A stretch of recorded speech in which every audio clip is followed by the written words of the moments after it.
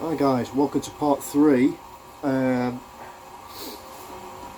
If you've only just come onto the channel, there's 2 videos before this one, so I have labelled them part 1, 2 and 3. This is part 3, so if you have no idea what I'm talking about, then you need to watch the part 1 and then part 2.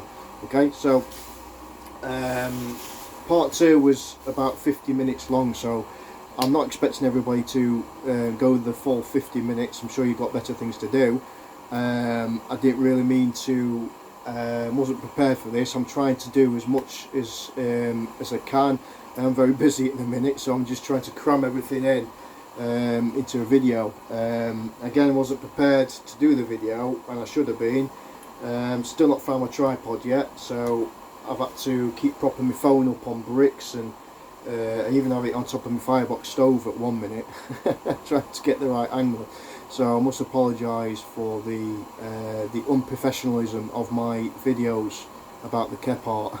I do apologise, but it's not going to be 50 minutes long, so don't worry. This is going to be just my final thoughts on what I think of my homemade kind of bodge job, but still kind of works, kephart design.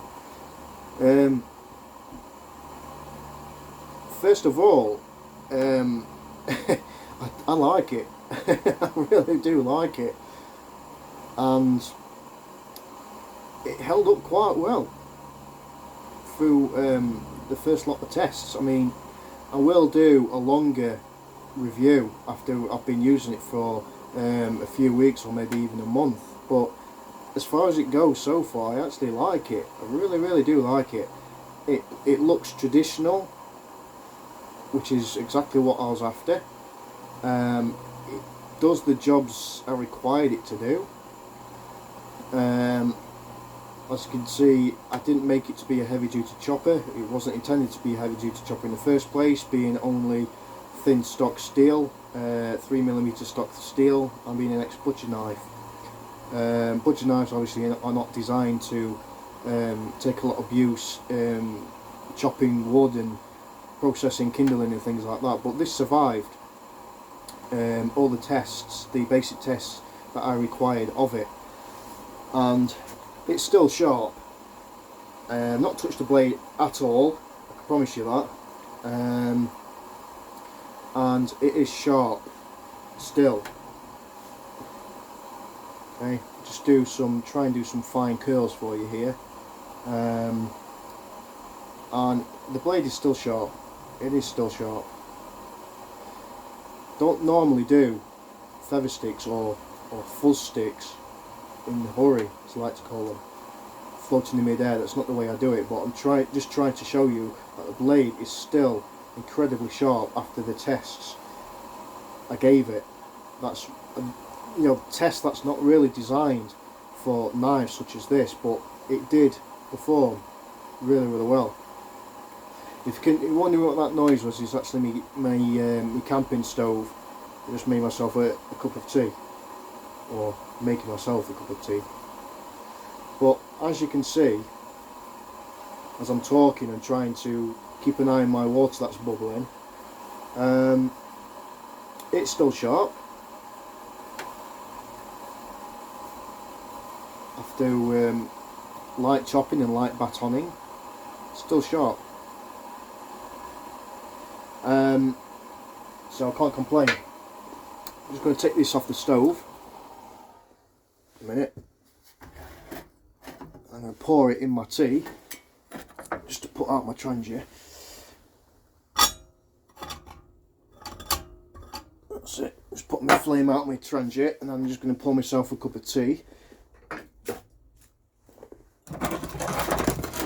because last time I let the water go down cold.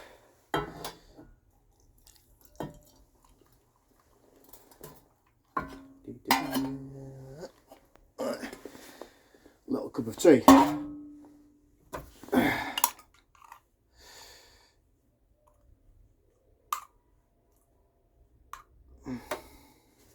So back to the knife. Yeah, I like it quite a lot. For traditional style Kephart's blade. Yeah, it's not an awesome chopper. It's not going to excel in chopping. It's not going to excel in batoning department, but it did it. Kephart's, you know, they're not designed to be heavy duty knives, and that's not why I made this. Two reasons is A, I like the traditional style of kephart knives, especially making knives out of butcher's knives, which I might actually do again. Quite an interesting project to say I've never done it before, and to say this is my first one. You know, I absolutely love it. Really, really comfortable in the hand. Really comfortable. Keeps a razor edge. Yes, on one of the tests, so I've got a piece of wood in my tea.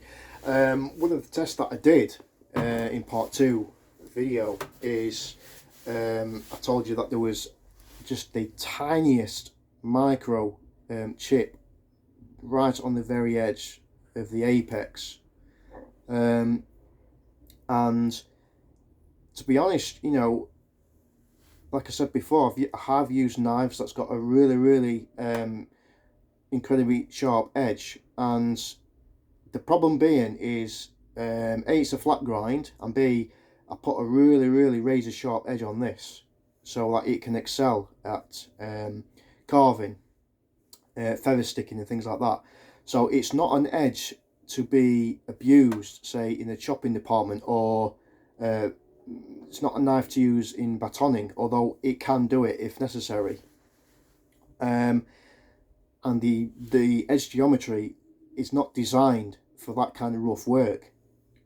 That's certainly not what Horace Kephart would have done with a knife similar to this and a similar thickness.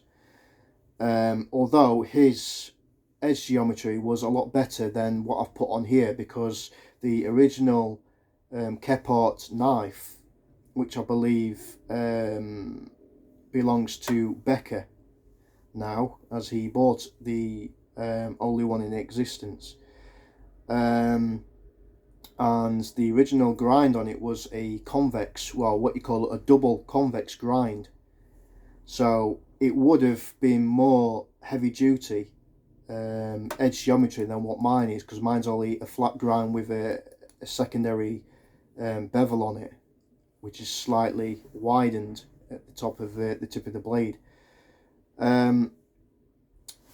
So his probably would, if there was such a thing as batoning back then, would have survived a lot better than a lot of other knives that's got a similar grind to what this has.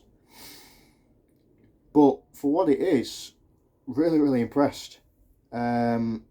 So now I'm torn between two traditional knives, either this or the old hickory 5-inch hunting knife, which I also featured in one of my videos, so I'll go check that out. So this is very similar to that, but this is obviously slightly bigger and slightly thicker, because the old hickory hunting knife is only 2mm stock, whereas this is 3mm stock. But I'm going to take this out in the field, into the woods on my next trip, and I will continue to use it and update you as I go along on how a knife like this would have been used, and if I can still use it for bushcraft. But so far for what it is, and for the very first knife I've ever made, I'm quite impressed actually. I'm impressed it survived. You know, I mean, yes, there was that very minor chip, but again, that's the sacrifice you make to do when you're putting a fine edge on a knife. You either make a knife that's going to be a good all-rounder, including chopping and batoning, or you can go the other road and make a knife that's a really good slicer and excel in that department. You know, you can't really have both. You know, sacrifices have got to be made. Either you have an incredibly sharp knife that's good for carving and feather sticking, or you want a knife for heavy duty. You know, you have to compromise when making knives, or buying knives with this kind of thin stock and grind, you know. So obviously the pros to this knife is it's extremely sharp. So far the edge is held up really well. Still hair shaving sharp, but although it's not a long-term review, so I will update you on when I've had this out for a few weeks in the field. Another pro is the handle is extremely comfortable. Obviously I did mould it as much as I can around my hand, centered around my hand. It's not too long, it's not too short. It's, you know, it's like the three bear Goldilocks and the Three Bears. It's just right. Okay, so yeah, it's really comfortable. I can use this for ages non-stop. You know, it's got a good spine on it, although it could do with maybe being a tad sharper, but it does the job. I demonstrated the fact that it did the job, so again, I'm not worried there. It passed that with flying colours. And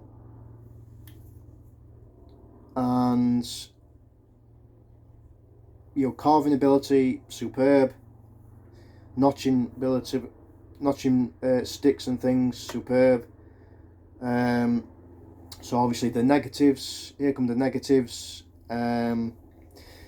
Obviously, yes, you can't really do any heavy duty chopping with this, although it will do it, but it's never going to replace your you know, your heavy duty knives, like your SE knives, your BK9 and things like that, which is designed for heavy duty chopping. So it's not a heavy duty chopper, so obviously that's one negative that you won't be able to do with this. Another negative is obviously going to be the edge geometry. Now, I intended this to be a carver, so that's why I didn't put a convex edge on it. And another reason why I didn't put a convex edge on it is that there's not enough. Up here is fine because this is slightly thicker than it is down here, but there is not enough, to me, there is not enough meat, there's not enough material there to make it into a convex grind. I'd be taking a lot more material away from it. So that's why I stuck with the idea of just putting a secondary edge on an already flat grind. If it was a little bit thicker, maybe 3.5 to 4 mil thicker, then yes, I could quite easily put a convex grind all the way along. But the fact of the matter is, you've got two different thicknesses, one here, and then it's like kind of thickens out towards the tip, because obviously this used to be a butcher's knife, and butcher's knives are designed that way. They tend to be a little bit thicker stock towards the tip area, so you can obviously chop through bone and things like that. So I'm yet to find a knife similar to this, or butcher's knife, that's maybe the same thickness all the way from here to the tip. Or a butcher's knife that is maybe a little bit thicker stock, which is going to be hard to find because most butcher's knives tend to be 3mm or less. I've never seen a butcher's knife that's going to be like 4mm thick, because it wouldn't be able to do its job effectively.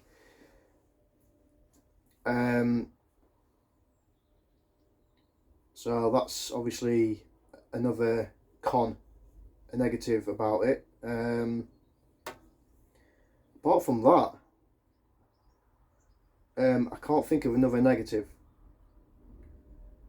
Another negative, obviously, I haven't got sheath for it, which I think it's deserved. It's proven itself today.